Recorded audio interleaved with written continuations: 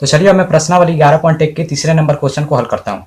तो तीसरे number question में क्या बोला गया है? तो तीसरे नंबर क्वेश्चन में बोला गया है कि 5, 6 और 7 सेंटीमीटर भुजाओं वाली एक त्रिभुज की रचना करो और फिर इस त्रिभुज के समरूप एक अन्य त्रिभुज की रचना करो जिसकी भुजाएं दिए हुए त्रिभुज की संगत भुजाओं की 7/5 गुनी हो। तो इस बार मुझे बटे के ऊपर वाला संख्या बटे के नीचे वाले संख्या से बड़ा दिया हुआ है, तो इसलिए जो हमारा त्रिभुज बनेगा वो दिए हुए त्रिभुज से बड़ा बनेगा। तो मुझे सवाल में सबसे पहले दिया हुआ था कि 5, 6 और 7 सेंटीमीटर भुजाओं वाली एक त्रिभुज की रचना कीजिए। तो सबसे पहले मैं इस दिए हुए त्रिभुज की सबसे बड़ी भुजा की रचना कर लेता हूँ। तो हमारी जो सबसे बड़ी भुजा है वो है 7 सेंटीमीटर। तो ये हो गई 0 और ये हो गई 7। और इस भुजा का मैं कुछ नाम दे दूंगा, तो इस भुजा का नाम मैं AB दे दूंगा। और ये कितनी की है? तो 7 सेंटीमीटर की है। और हमारी इस त्रिभुज की दो भुजा रह गई 5 और 6 सेंटीमीटर। तो मैं सबसे पहले 5 की प्रकार खोल लूंगा और A को केंद्र मानकर 5 सेंटीमीटर की चाप लगा दूंगा। और वैसे ही मैं 6 की प्रकार खोल लूंगा, ये हो गई आपकी 6 सेंटीमीटर की, और B को केंद्र मानकर 6 की लगा दूंगा चाप। और फिर जहां ये दोनों चाप एक दूसरे को कट किए वहां पर एक पॉइंट बना, तो उस पॉइंट को मान लीजिए C, ठीक है। और फिर मैं यहां पर एक काम करूंगा, C को A पॉइंट से मिला दूंगा। तो ये हमारी 0 हो गई और ये हमारी 5 हो गई। तो AC हमारी 5 सेंटीमीटर की हो गई। तो यहाँ पर मैं लिख लूँगा 5 सेंटीमीटर। और वैसे ही मैं C को B से मिला लूँगा। तो ये हो गई हमारी 0 और ये हो गई हमारी 6। तो मैंने इसे भी मिला दी। तो ये हमारी हो गई 6 सेंटीमीटर की। तो मैंने दिए हुए त्रिभुज की रचना कर ली जिसकी भुजा 5, 7 और 6 सेंटीमीटर है। अब मुझे इस त्रिभुज के समरूप एक अन्य त्रिभुज की रचना करनी है जिसकी संगत भुजा इस त्रिभुज की संगत भुजाओं की 7/5 गुनी है। तो उस त्रिभुज की रचना करने के लिए सबसे पहले मुझे A को केंद्र मानकर एक न्यूनकोण की रचना करनी होगी। तो मैं A को केंद्र मानकर एक न्यूनकोण की रचना कर दूंगा।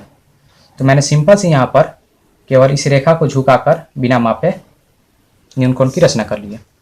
और फिर मुझे यहाँ पर देखना पड़ेगा कि इन दोनों में से कौन सा संख्या बड़ा है, और जो बड़ा होगा उतना बराबर चाप इस न्यूनकोण की रेखा पर मुझे लगानी होगी। तो इन दोनों में से 7 बड़ा है, तो मुझे इस न्यूनकोण की रेखा पर 7 बराबर चापों को लगा लेनी होगी। तो आप यहाँ पर प्रकार की नोक को रखिए और अपनी मर्जी से प्रकार की नोक को खोलिए। तो मैं इतनी रखूंगा प्रकार की नोक को। तो ये हो गया 1, 2, 3, 4, 5, 6 और एक 7। तो मैंने 7 बराबर चापों को लगा दिया और इन चापों का कुछ मुझे नाम देना पड़ेगा। तो मैं पहले चाप का A1 नाम दे दूंगा, दूसरे का A2, A3, A4, A5, A6 और A7। और फिर मुझे देखना पड़ेगा कि इसके बटे के नीचे कौन सा संख्या है। तो बटे के नीचे हमारा 5 है, तो इसलिए मुझे A5 पॉइंट को B पॉइंट से मिलानी होगी। तो अगर यहाँ पर बटे के नीचे 7 रहता तो मैं A7 पॉइंट को B पॉइंट से मिलाता, लेकिन बटे के नीचे यहाँ पर 5 है तो मुझे A5 पॉइंट को B पॉइंट से मिलानी होगी। तो मैंने इसे मिला दी। और अगले स्टेप में मुझे AB और AC रेखा की लंबाई को थोड़ी बढ़ा देनी होगी। तो ये है AB, तो इसकी लंबाई को मैं थोड़ा आगे की ओर बढ़ा देता हूँ, ठीक है। और फिर यहाँ पर है हमारा AC, तो मैं AC को आगे की ओर थोड़ा बढ़ा दूंगा। और फिर मुझे बटे के ऊपर देखनी होगी कि कौन सी संख्या है। तो बटे के ऊपर 7 है, तो मुझे A7 पॉइंट को इस बढ़ाई गई रेखा से इस प्रकार ज्वाइन करनी होगी कि यहाँ पर जो रेखा तैयार होगी वो रेखा A5B रेखा के समांतर हो जाए। अगर बटे के ऊपर 6 होता तो मुझे A6 पॉइंट को इस बढ़ाई गई रेखा से इस प्रकार ज्वाइन करनी होती कि यहाँ पर जो रेखा तैयार होती वो रेखा A5B रेखा के समांतर होती। लेकिन बटे के ऊपर 7 है, तो इसलिए मुझे A7 पॉइंट को इस रेखा से इस प्रकार ज्वाइन करनी होगी कि ये रेखा समांतर हो जाए A5 B रेखा के। तो इसके लिए A5 पर जितनी एंगल खुली है उतनी ही एंगल मुझे A7 पर खोलनी होगी। तो इसके लिए मुझे सबसे पहले एक काम करनी होती है, तो इस प्रकार की नोक को A5 पॉइंट पर रखनी होती है और अपनी मर्जी से प्रकार की नोक को खोलकर यहाँ पर एक चापसी लगा देनी होती है और प्रकार को बिना हिलाए वैसे ही मुझे A7 पर प्रकार की नोक को रखनी होती है और यहाँ पर एक चापसी लगा देनी होती है। ठीक है जी, ठीक है सर। और उसके बाद A5 पर जितनी एंगल खुली थी मुझे प्रकार से उसे माप लेनी होगी। तो कितनी एंगल खुली थी, तो इतनी एंगल खुली है, तो वही एंगल मुझे A7 पर खोलने के लिए प्रकार की नोक को इस बिंदु पर रखकर यहाँ पर एक छोटी निशान लगा देनी होगी। तो मैंने एक निशान लगा दी और फिर मुझे A7 पॉइंट को इस निशान से ज्वाइन कर देनी होती है। तो मैं इसे ज्वाइन कर दूंगा और फिर यहाँ पर जो पॉइंट बनी उस पॉइंट का नाम मैं B डैश दे दूंगा और जो स्टेप मैंने नीचे किया था वही स्टेप मुझे ऊपर भी दोहरानी होगी। तो मुझे प्रकार की नोक को यहाँ पर रखकर एक चाप लगा देनी होगी और प्रकार को बिना हिलाए इस पॉइंट पर रखकर एक चाप लगा देनी होगी और मुझे इस एंगल को प्रकार से माप लेनी होगी। तो ये इतनी खुली थी और वही एंगल मुझे यहाँ पर खोलने के लिए प्रकार की नोक को यहाँ पर रखकर एक छोटी चाप लगा देनी होगी। ठीक है जी, ठीक है सर। और उसके बाद मुझे B डैश पॉइंट को इस निशान से ज्वाइन कर देनी होगी। तो मैं इसे ज्वाइन कर दूंगा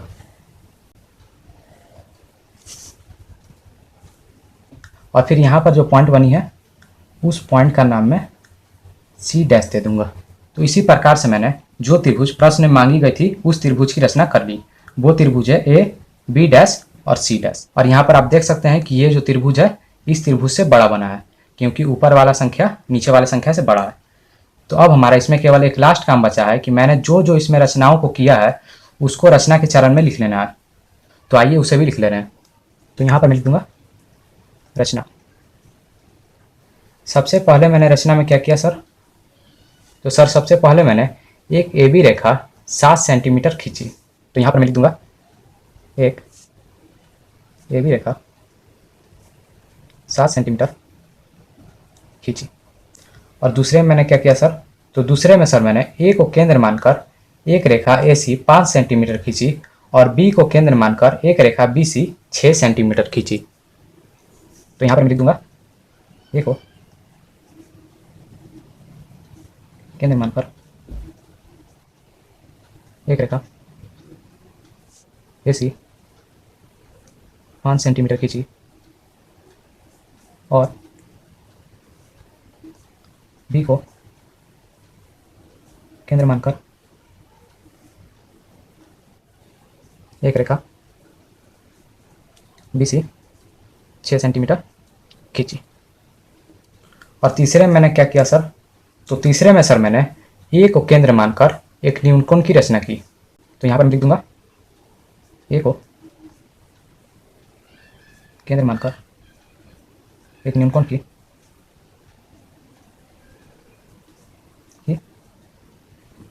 रचना की।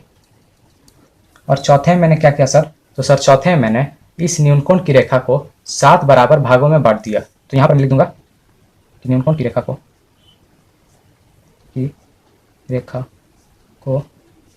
7 बराबर भागों में बांटा।